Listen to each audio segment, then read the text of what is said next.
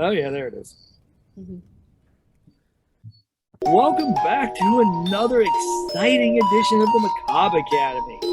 It's just Steph and I this week. I am one of your hosts, Kevin. Brandy is off eating a Happy Meal, as far as I know, which could be slang for another thing she's doing. I don't keep up with kids' jargon these days. Or maybe she's having her Happy Meal eaten. Could go either way. I was hoping you would make an innuendo. Oh, I was hoping. That's good. So the voice you just heard is our lovely kitchen witch in the house, Steph. Steph, say hello. Steph, hello. There you go. So what are we doing this week? Well, we were hanging out in Amityville last week for the massacre. It was a massacre of a whole family, all right? And you would think that the horror would be over, but it was only just beginning. Do you remember? Dun, dun, Dun, dun, dun. Love the Croods. It's so good.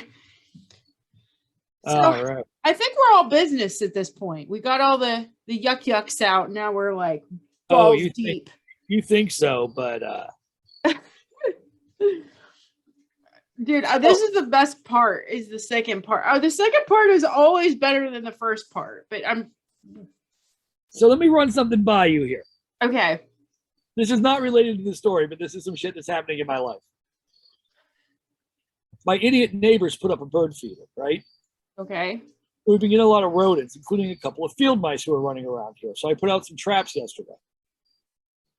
I got one of the mice. Is it going too far to get a toothpick and put his little head on a pike as a deterrent for other mice?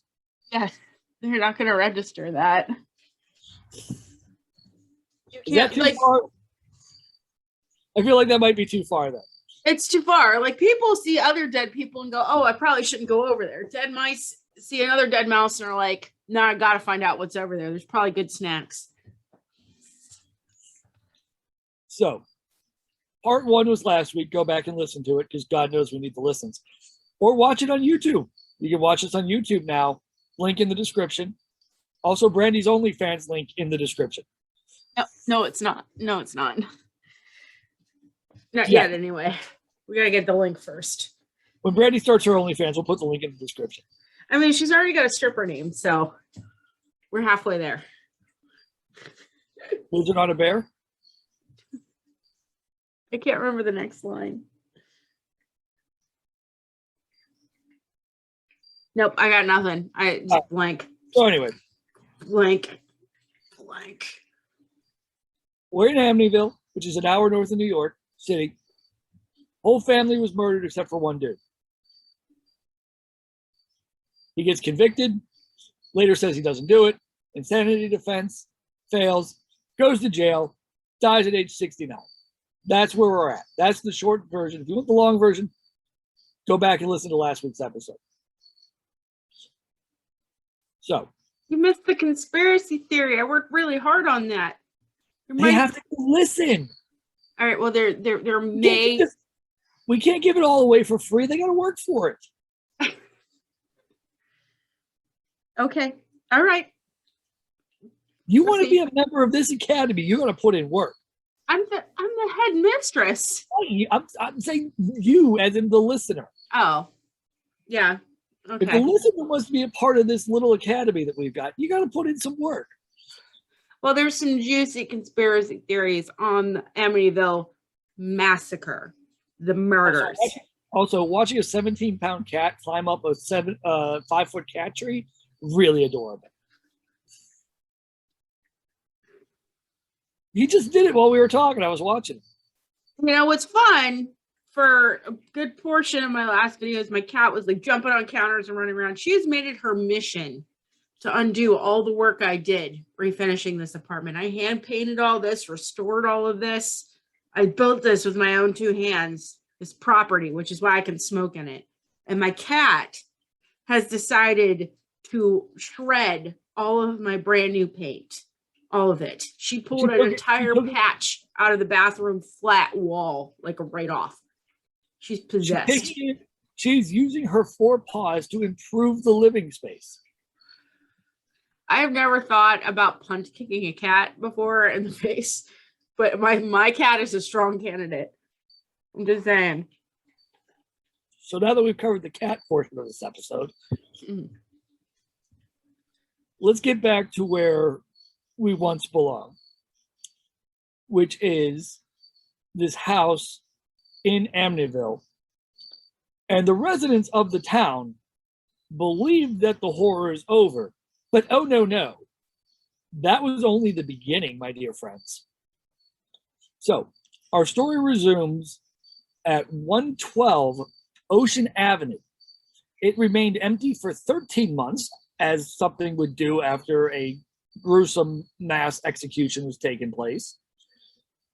This is a 3-story, 5-bath Dutch colonial with a pool and a boathouse in a wonderful neighborhood. And it was a steal at $80,000, as long as you don't mind some bloodstains. Bullet holes. They found those still on the wall. They're just boop, right in the wall.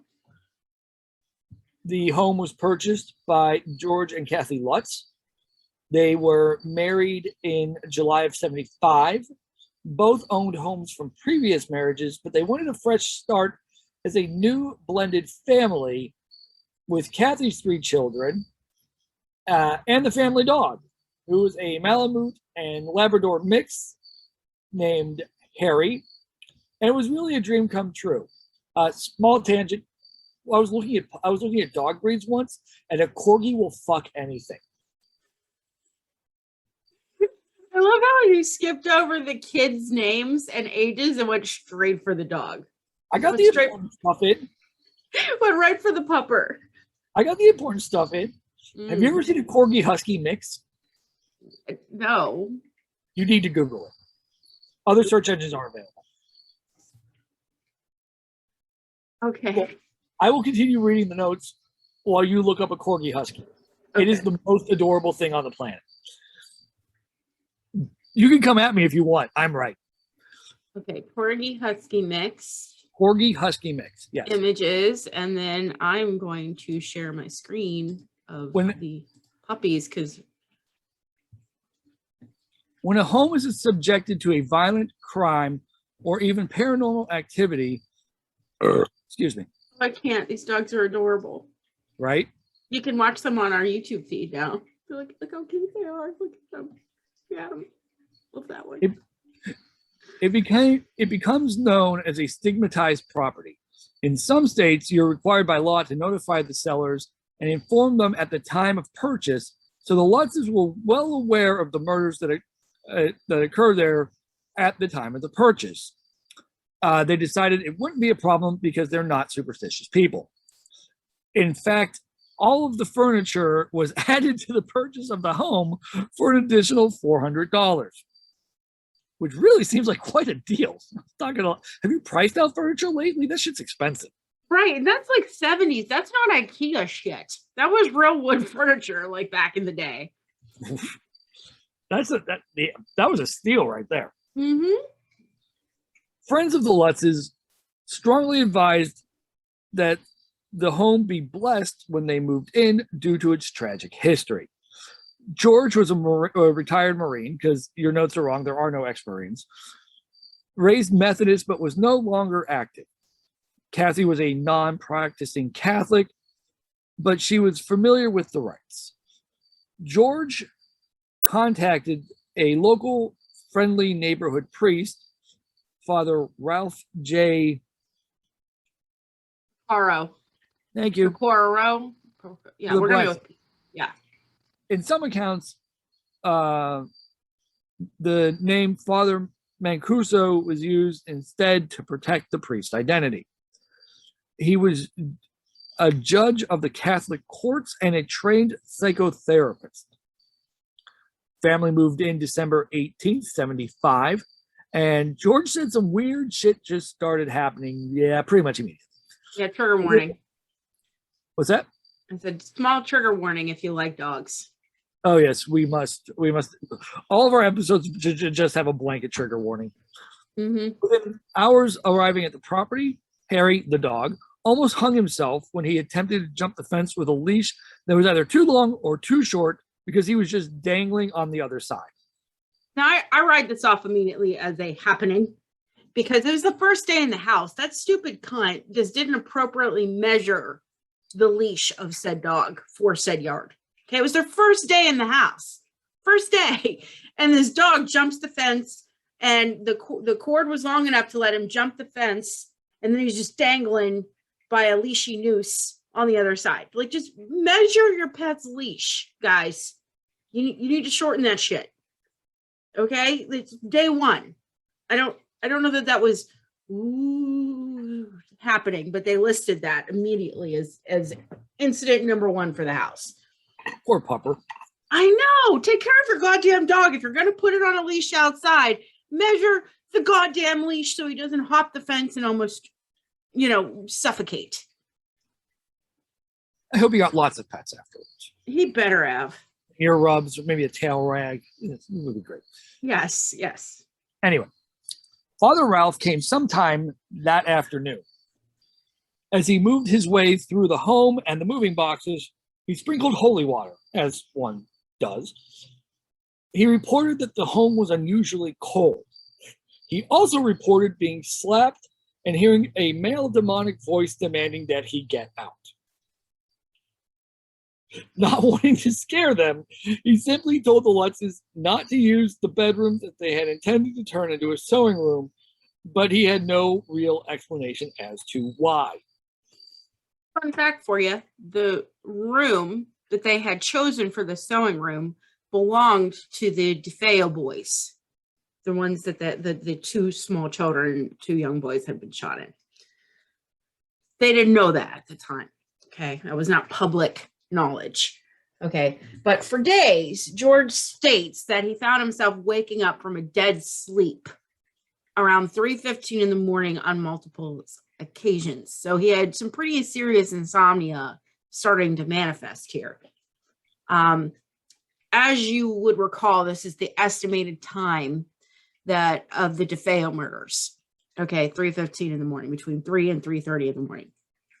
And he heard a bunch of strange noises. Now, normally you hear, new noises when you move into a house. The house is settling, dishwasher might go off. Okay. But he said he heard footsteps and screams and things, which led to restlessness over the following weeks. Now, George got sicker and sicker with a constant chill and erratic behavior that caused him to miss a substantial amount of work. His personality also began to change with sudden outbursts of anger, along with an obsession of chopping wood and continually building fires to keep warm. Now, Kathy, I really feel like you should read the next one, but here we are. You want me to read the next one? Yeah, let's shake it up a little. Can you read the next one about what Kathy thought was going on? Sure. Kathy confirmed that she felt the presence of a woman who kept following her around. The house also had two rooms that were almost constantly infested with flies, which would have been rare in midwinter. We tried to find weather reports from that time, but all we could find was little to no snowfall until January of '76, and it didn't seem to be unseasonably warm. Kathy also found a small room in the basement behind a shelving unit that had been painted red with a strange odor. The dog cowardly ran away from it. It was not in the original housing plan, and there was no reason to explain its purpose. She was also plagued by lucid dreams of the murders. At that point, she had known murders to the point she had known in which order the family had died, which had never been released to the public at that point. The family also reported random spots appearing on the carpets, the toilets, the bathroom fixtures, turning black, and a sickening scent of old perfume, and being tormented by a greenish black slime. The youngest child, Missy. Oh, wait, yeah, this is me right here. Okay, I love this part. This is my favorite part. Okay, so Missy, stated she went to her mom and she was like, do angels talk? And a mom's like, yeah, angels talk. Okay. So this point, Missy's like, dude, I got an angel. Okay. And its name was Jody. And she described Jody as a large pig that sat outside her window, telling her it was happy that she had come to live in the house forever. Now, George claimed to see eyes. Wait, hold on. Let's step back here a second. Okay. Was the pig happy that it was in the house forever, or the kid? That the kid had come to live in the house forever. Okay. Yeah. It's like, thanks for moving in. You're going to live with me forever. It's creepy, right? George claimed to see eyes in her bedroom window staring out at him when he would walk from the boathouse at night. And sometimes he would walk in on Missy playing with her toys, and all of a sudden her little rocking chair would start moving back and forth all on its own. And the family had also found cloven hoof prints in the snow outside of the house. Okay, so they've translated Jody the pig into a pig demon, is how they have interpreted this. Now, there were so many great pig demon stories from around the world that could have possibly explained Jody if we're actually looking at it from an occult point of view. Okay, but the best reference I could find, since the family was Christian, comes from the Bible. And it's this great story. I have to tell it. Okay. When Jesus and his disciples are traveling from Garris, okay, they're traveling, they meet a demon-possessed man living by the tombs. The demon sees Jesus approaching and says, "What have I to do with you, Jesus, Son of the Most High God? I adjure you by God, don't torment me," as per Mark chapter 5, verse 7. Now, Jesus tells the demon to leave the man's body and asks his name. The demon says his name is Legion, and then begs to enter a herd of 2,000 pigs. Jesus then gives permission, every demon from Legion, to enter the pigs, and then commanded them to jump into the sea and drown.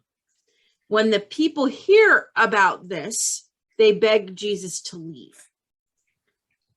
When Jesus is entering his boat to go, the man who had been possessed by the demons begs to go with Jesus, but he would not allow it. He says, "Go to your house, to your friends, and tell them the great things that the Lord has done for you and how he had mercy upon you." Via Mark, also 5, verse 19. Now, under Old Testament law, not only was eating pork forbidden, but even touching the meat of swine made one ritualistically unclean, as per Deuteronomy chapter 14, verse 8. This further insulates, it isolates, okay, the Israelites from pagan practices, because there are a lot of pigs and pagan deities. So yummy. Huh? The bacon is so yummy. I know. The pagans love the pigs. They often use them as a sacrifice, and they ate them on the reg. So Christianity really wanted to separate itself from these exotic pagan peoples, okay? And didn't want them to have anything to do with the pigs, since the pagan loved the pigs so much. So I guess you're a heathen if you love the pigs, okay? So it makes sense. But pork butt, oh, just the best. Well, apparently pork butt is the perfect vessel for holding the demons, okay? So it's not uncommon to see. That's why you got to cook it low and slow to get the evil energy out. You got to cook the devil out of it.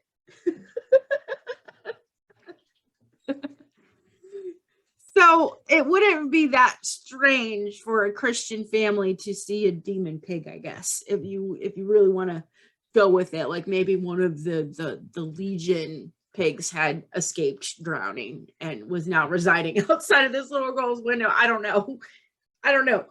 But friends of the family advised George and Kathy to take a crucifix from room to room, reciting the Lord's Prayer, our Father who art in heaven, et cetera, et cetera, et cetera. When they have it a go, they hear a chorus of voices telling them to stop, and it seemed to agitate the activity. So they attempted to reach back out to Father Ralph to return to finish blessing the house. But every time they called, there seemed to be extreme interference, and the call could not be completed. To this day, okay, the final day that they spent on the house after all this weird activity, okay, they never say what happens on their last day. They said it was too traumatic for them, so they can't talk about it. Listen, bitch, we need answers. I know. What was so bad? What was so fucking bad that made you run? They didn't say what it was, okay? But after 28 days in the home of all this stuff compounding, they fled in the early hours of the morning on January 14th, 1976. They went to Kathy's mother's house. But here is where it gets interesting. George contacts Stephen Kaplan, paranormal investigator, vampirologist, and founder/director of the Vampire Research Center and the Parapsychology Institute of America, both of which were founded in Suffolk County, New York, and he worked closely with his wife, Roxanne. The Lutzes were notified that the Kaplans offered a free public service and would publicly announce their findings of the investigation regardless of the outcome. After the Kaplans are interviewed by a local newspaper about the upcoming investigation, George contacts them and to decline their services under the promise that he wanted to keep the paranormal activity on the down low. Little late for that. Mm-hmm. Ironically, earlier that day, George had been at a press conference organized by William Weber, defense attorney for Ron DeFeo Jr., and Newsday. He was in the middle of an appeal of the murder conviction, and the media coverage of the Lutz's home would help with Ron's claims of demonic possession as proof that he was not in his right mind at the time of the murders. And he really did need to give legitimacy to his insanity fence. It gets juicier because Weber had been approached by Paul Huffman, a freelance news writer during this time, about a large advance for a book and movie deal. Weber wanted to meet with George and Kathy, saying that he wanted to get more information about their experiences so he could properly get Ron psychiatric treatment and possibly religious counseling. Okay. So one evening, okay, Weber and the Lutzes sit down for hours. Like they ballpark this between 9-ish p.m. to 3 a.m.-ish over several bottles of wine, okay, discussing the haunting of their home. Now, in the process of this, Weber shares a lot of details about the crime, including candid crime scene photography.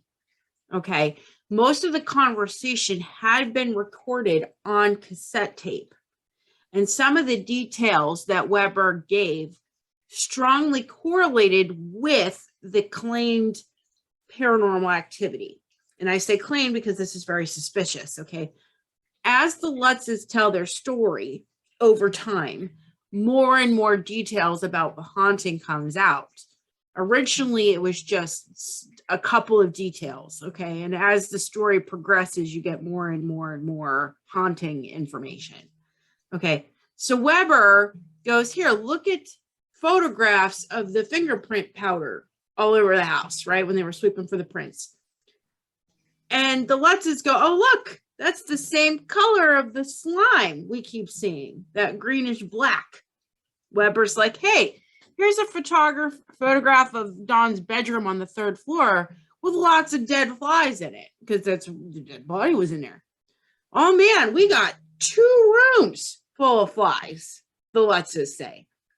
So basically, every photo they were presented with, those details were the most vivid in the book. Okay. To me, it sounds like they're creating this story on the spot at this point. At the end of the conversation on recorded cassette tape, okay, Weber, George, and Kathy can be heard discussing cutting a deal over the rights, including percentages. Since Weber was in the middle of a book deal with Ronald Jr., he sent a contract over the next day-ish to the Lutz's residence, suggesting that Ronnie or Butch should receive 5% of the proceeds. Now, George did not want Ronnie to get paid for essentially murdering his whole family and his part in their story. And he goes dead silent and falls off the radar completely. Okay. Channel 5 gets a hold of the story and they want the scoop. Now, after all of this, reporter Laura Didio reaches out to George and Kathy because she believed their story and believed that the family was truly in a state of terror and needed help. Despite George's protests of media coverage for this, she organizes a giant investigation on the evening of March 6th.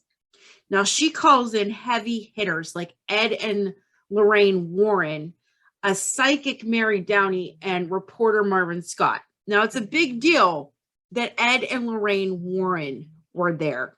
Kevin, please tell me why. What? Why it was a big deal that Ed and Lorraine were there. Who were they?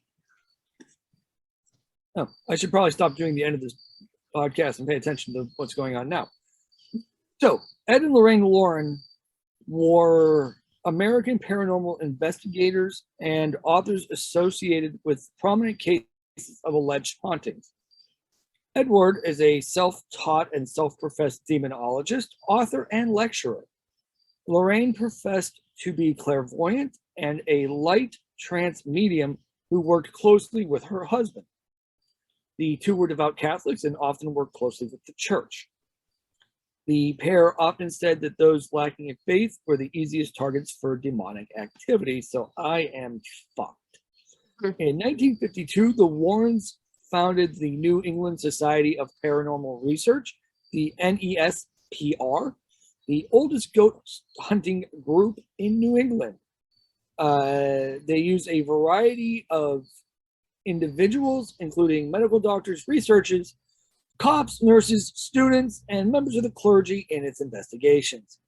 They have authored many books about the paranormal and about their private investigations into various reports of paranormal activity. They claim to have investigated well over 10,000 cases during their careers. Let's see. We can do most of their famous cases if you want, so slide into our DMs.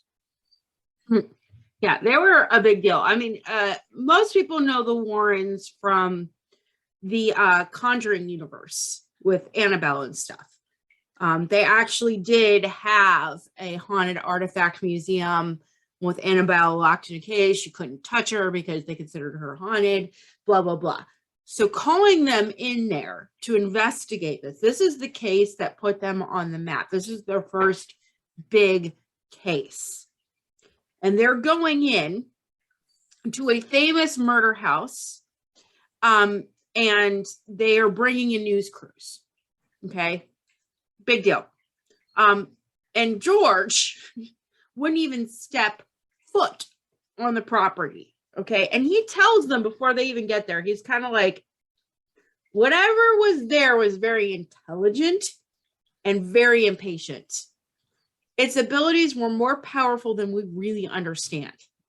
And he's like, I don't want anywhere near this. Now, Lorraine is hearing this, seeing this, walks up to this house because she's a psychic.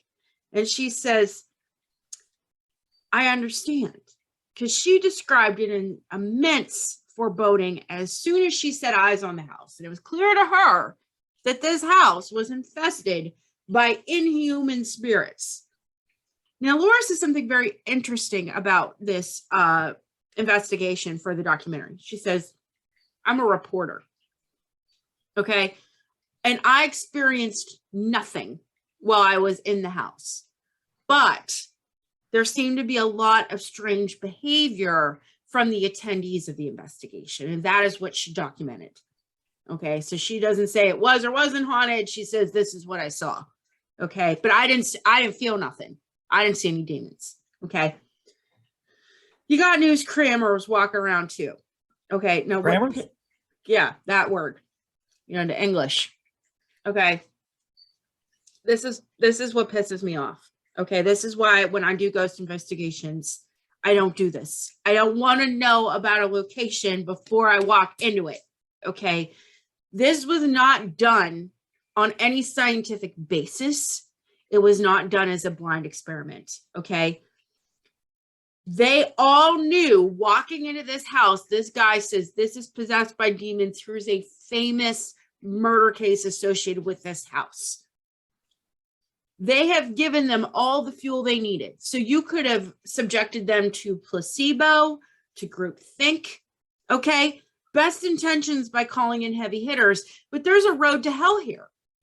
Okay. You're setting people up to walk into a house and have an experience. It's kind of like if you tell somebody a house is haunted, even if it's not, they're going to experience something because some people are really, and you have these famous psychics. Like I have an opportunity here to get in touch with the most evilest thing we've ever seen because this entire family was murdered. No, you go in blind. That's how you do these. Okay. But regardless, they all walk in, okay? And here's what happens, okay? Steve, Mr. Cameraman, gets to the second floor landing, doubles over, shooting chest pains out of nowhere, okay? Nobody calls an ambulance. Couldn't be a heart attack. No. It was the demons. So then we have our new psychic friend, Mary, with no credentials that I could find, except for being a TV psychic, okay? States that she's overwhelmed with the feeling of a teenager's depressive guilt, like he had just done something that fucked up his entire life. She also reported seeing a little girl's face in a window above her with weeping sounds she could hear. Nobody else heard the weeping, just Mary. And she encouraged the little girl to find the light. So then they begin the seance. Now, Lorraine states that she feels evils from the deepest bowels of hell. And she hopes she never gets closer to hell than this at that moment. Okay. Now Mary's saying, oh no, we're surrounded by hooded figures. They all look like monks. They're surrounding us at every corner. Okay. Nobody else saw them. And as the holy water is flicked through this seance, which is not part of a seance, but they added it, you could actively hear sizzling upon impact, though I heard no sizzling. Now, Ed Warren leads an expedition to the basement with a crucifix outstretched in his hand. And then he stops and he goes, oh no, I feel like giant legions of demons giving me pushback. I don't know if I can make it down the stairs. Okay. News camera was there. Picked up Jack and shit. The cameraman and Laura look at each other and go, we don't have anything for TV. This is nothing. It's just people reacting. There's no physical evidence. Now, first of all, what do you think of this investigation? Am I wrong? Am I presenting this in a bad way? Do you think that maybe these people really were psychic? I'm just full of poppycock and pom-pom stance or whatever. What do you think? My personal opinion? Mm-hmm. Dangling cat tails, like tails of a cat, one of the best things in the world. Do you think the house is haunted? If you saw these investigators going through and saying, I feel demons, would you believe them? No. Okay.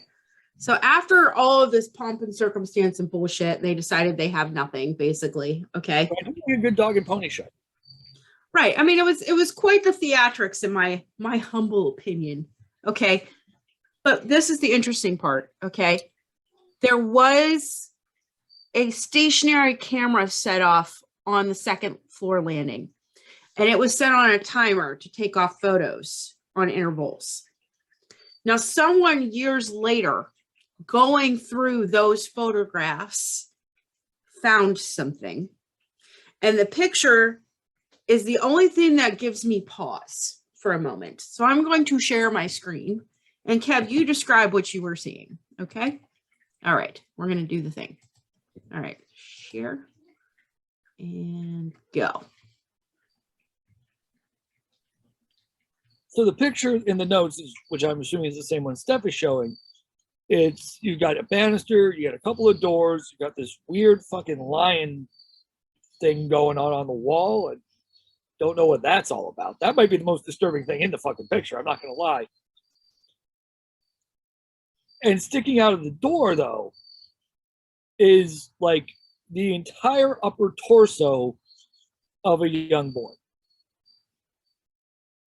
That freaked me out. That looks exactly like my twin brother peeking out. That gave me a moment where I was like, what the fuck is this right here?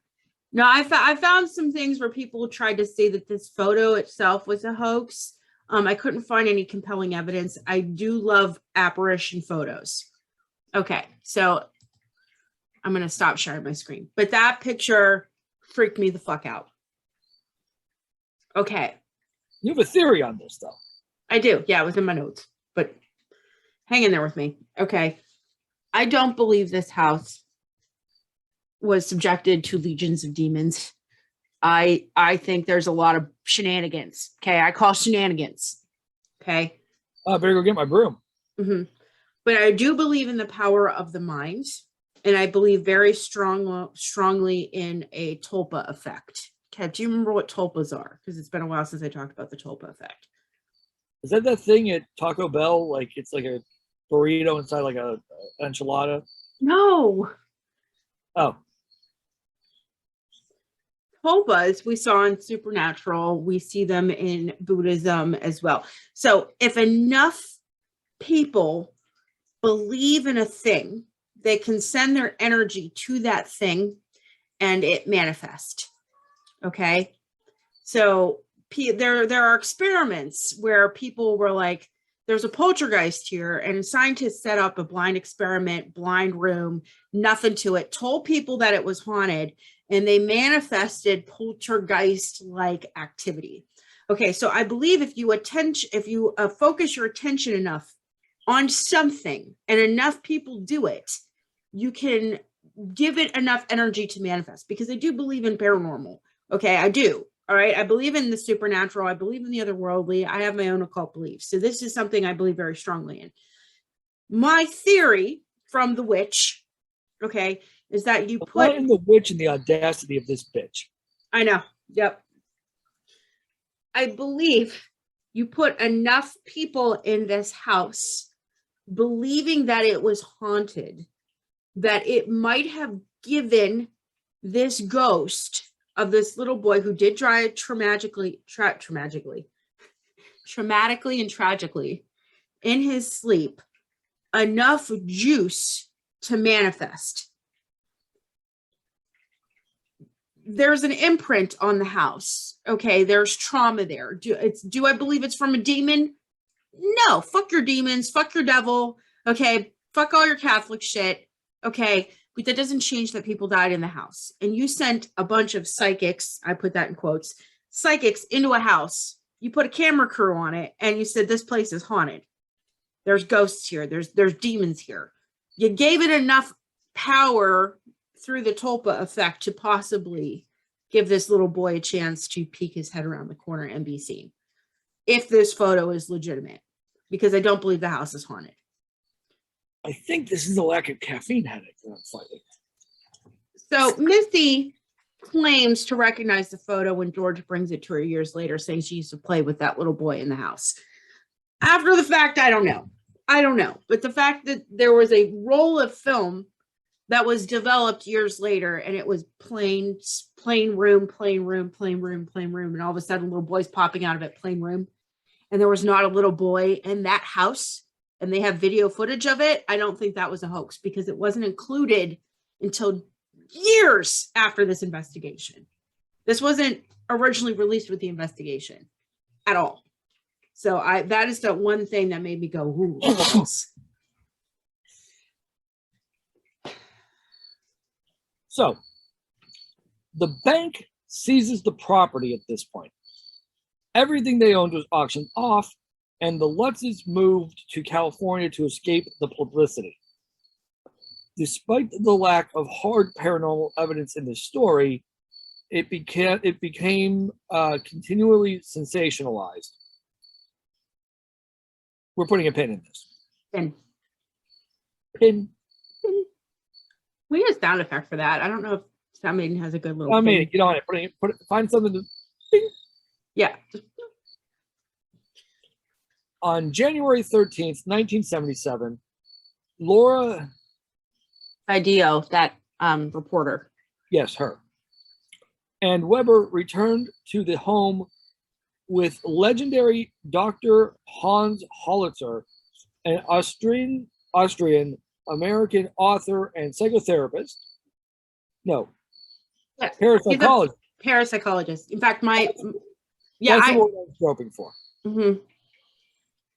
He has written more than 120 books on the supernatural and occult subjects for popular market, as well as several plays, musical films, and documentaries. So the doctor and spiritual medium Ethel Myers led the investigation. Myers claims that the house had been built over ancient Native American burial grounds, and the angry spirits of the Shinecook? Yeah, we'll go with that. Yeah. Indian chief Rolling Thunder had possessed the previous occupant, Ronald DeFeo Jr., driving him to murder his family. Laura describes how Ethel seemed to physically change as she was on the property. She appeared to manifest an Adam's apple, and her voice dropped at least 7 octaves. Photographs taken at the scene revealed curious abnormality. Yeah. I'm going with abnormalities. I like the word better. That's better, yeah. Anomalies was the word I was trying to. Yes, that's what you have in your notes. I prefer abnormalities. That's a better word. It's longer. It makes it sound smart. Such as the halos which appeared in the supposed images of bullet marks made in the original 74 murders. Not 74 murders, the murders that occurred in 1974. He also explains that in a strong psychic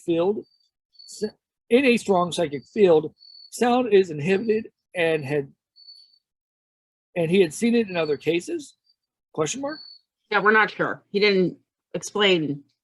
When I watched him talk on this case, he said this is really common, where you get this psychic field created, and it can insulate the sound in that bubble, that psychic bubble, and nobody can hear the sound outside of that bubble. And he said he's seen it before, but he didn't say where. This is allegedly how Ronnie Jr. managed to off his family members with no one else hearing a single shot. And he fired 9 from a rifle. He's the first person to offer. Last episode, I can listen. But he was the first person to offer an explanation as to why there was no sound. Just the dog barking. So how did the dog sound get out then? Was the dog outside? Anyway, we're not going to get into it. But this is the only, look, he's the only one to weigh in on it. Okay, so it had to go in there. So the claim that the house is built on Indian sacred land, it actually, we're going to change this because it's actually Native American sacred land. Steph, you need to get your wokeness up. However, this was denied by the local historical society, and it is pointed out that it was the Manitowoc Native Americans, not the Shinecooks, who had been the original settlers of the area. Holzer went on to write several books about the subject, both fiction and nonfiction. He had a pretty unique take, if you will. Now, I remember Hans Holzer prior to this case, just like the Warrens. Now, my grandmother, okay, had one of his tomes on her shelf, the good Catholic that she was. She had this big tome from him, and it just said ghosts on the spine. My mother-in-law threw it out. I'm upset. It's a very expensive book. It's really hard to replace, especially printing from the 70s. Okay. He had some pretty fantastic ideas. On a documentary I watched, okay, they went out of their way to explore Holzer's ideas, okay? It did state that the Native Americans did believe that that land was a power spot or possibly infested by demons. And they decided this because they interviewed Chief Straight Arrow from the current tribe of Long Island as the acting chief. Okay, I guess they still have like an indigenous peoples reserve or something. I don't know. The guy looked pretty nuts to me, but he said that the tribal enemies or anyone said to be possessed by evil spirits were left to die on that land and were buried face down, so that they would be forced to stare into the dark abode that their spirit was sent to join. Okay. Further investigation or claims on that land followed suit. Okay. And it said that it was cursed back during the Salem witchcraft trials of the late 1600s. Now, there was this guy named John Ketchum, which I lost my shit because I was thinking Ask Ketchum. You know, gotta catch them all. Right. Okay, so he was a man who had set up residence near the Ocean Avenue property after being forced to flee from Massachusetts for practicing witchcraft. Now, he continued to practice said devil worship until his death on that property, they said. And his body might be buried somewhere around there. Now, enough people saw this, okay, and they dug through old property deeds, and they think it is plausible that Ketchum was a guy. There's even a street named after him in Amityville. But they couldn't find anything about being convicted of crimes of witchcraft in Massachusetts. Okay, okay. So we see more and more of these theories emerging from the book. The Amityville Horror release, the book, okay, released on September 13th, 1977. Now, this is the first real novel coming out of its author, Jay Anson, who had, up until this point, mild to moderate success with several documentary shorts that he wrote. But this book that he wrote ran out. Okay, they completely sold out of its first printing of 25,000 copies. At this time, it's piggybacking off the success of the Exorcist book and subsequent films. So you're looking at 73, 74. Okay, and then you got 74, 75 murders of this house. Okay, and then you get this demonic shit going on in 76. Okay, now there's a lot of criticism as to the truthfulness of said book. And Jay, he says, I'm a writer. And his job was to sell this story based on true events. Based. And he made... Based mostly on true events. Mm-hmm. He made millions. And apparently the Lutzes only received about $200,000 from the rights to this book. But George, to the day he died, attested that Jay had gotten it the most accurate from those 28 days in hell. George went on to sue MGM for the liberties they took on his story when the film hit the screen on July 27th of 1979. He said that the story was scary enough and they didn't have to add all that stuff. I think they were embarrassed that that they had him attempting to murder his kids and shit. I don't fucking know. I don't know.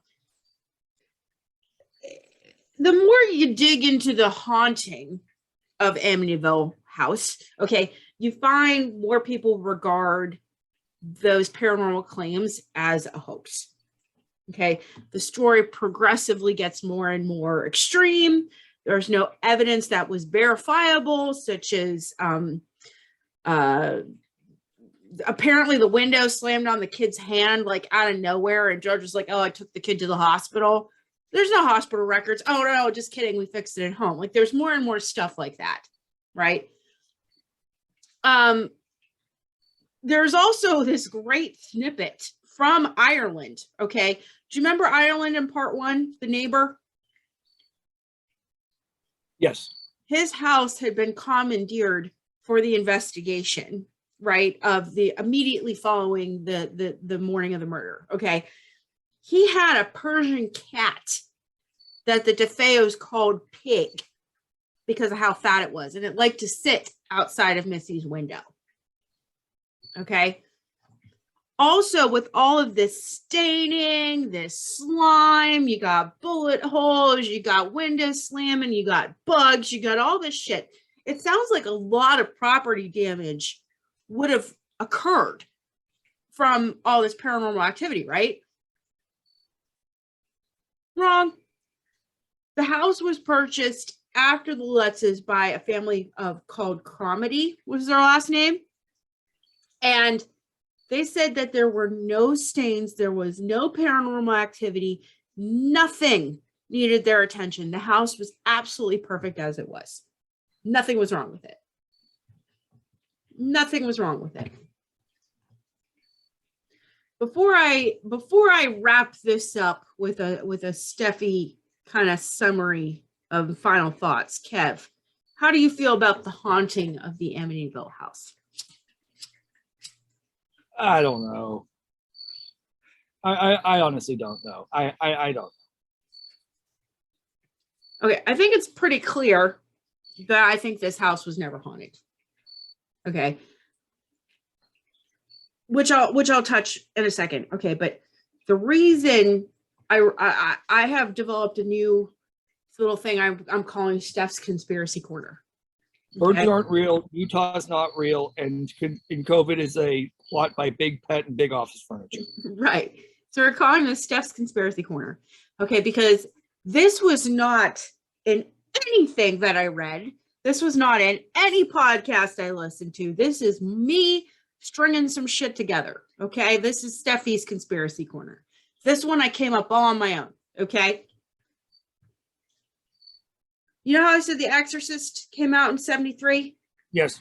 Okay. There was a lot of Catholic religious propaganda at this time coming from movies. Okay. I got a lovely little list here. Do you want to rattle those off real quick? All right. So we're dealing with the Catholic religious movie propaganda at that time. Yes? Yeah, just give me those first couple bullets. What are we looking at? We're looking at Rosemary's Baby, which came out in 68, The Exorcist in 73, The Omen in 76, Carrie in 76, The Amityville Horror in 79. Okay, that's a span of about roughly 10 years. That's a lot of heavy-hitting movies that are cult classics today. And that was very present. Like, they were popular movies in their time. They weren't B movies. They weren't box office flops. Okay, these things went like 70s viral. Okay, everybody saw them, everybody talked about them. Okay, and these are all Catholic and Christian dogma. Okay, now there were some very famous cases from the Warrens coming out about this time. Do you want to give me those 1, 2, 3, 4 bullets of their major cases at that time? We have Annabelle in 68, the Perron family haunting in 71, Amityville in 75, and the Enfield poltergeist in 77. Yeah. Okay. So they founded their society in 52, but they didn't hit the public media attention really until Amityville in 1975. But they were very active in investigating these famous hauntings. Okay. Who, you can answer this question on the last bullet. Who did the Warrens work with? The Catholic Church. Okay.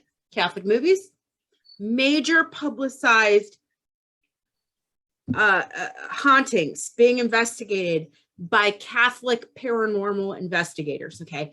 These are real themes of good versus evil in these stories that violate the safety of home for ordinary people. Okay. What if these weren't just hoaxes by the owners and the defense lawyers for the DeFeo? Okay. What if they were also pushed by the Catholic Church? What if these movies and these books were funded to help scare atheists back into the church pews? Case in point. Okay. They're going to make money off of this, the church. The Exorcist made $441 million worldwide. Okay. And it did so well because 28% of Americans are Catholic, with an additional 49.8% in other sects of Christianity. So these themes would have been very recognizable to most Americans. Okay. So you're looking at over 70%. Okay. They never glorify the evil. Okay. But they do reinforce a need for faith in God. So it makes sense to me that the richest organization in the world, they should pay tax, would play into this shit. Oh, you're going to love this. Okay, ready?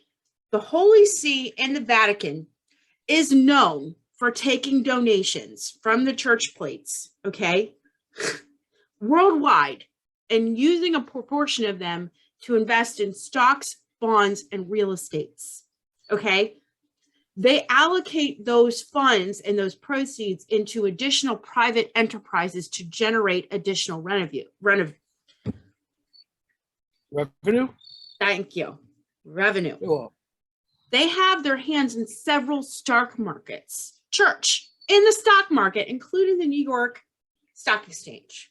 They are moving around trillions of dollars in secrecy. This case was talking about a book deal from the get-go. And the church probably was like, fuck it, send the warrants. Okay. That helps essentialize the story. It hits the news. They invest in these books and these movies on the downflow. Boom. An influx of donation from people returning to the church to stave off possible demonic shit. That's put money back into the pockets of the church. It sounds like a great way to make money for me. Am I nuts? I mean, yes, but no. I feel like it's an investment. And it worked. It worked. Okay. Why don't you give me the last two bullets to sum up this case now that my crazy conspiracy theory is out there? I kind of lost track of where we were, to be honest with you. All right. Well, I got it. Yeah. I got it. Yeah, I believe in you. That makes one of us. Fun fact, Amityville was flooded with tourists after the book and movie.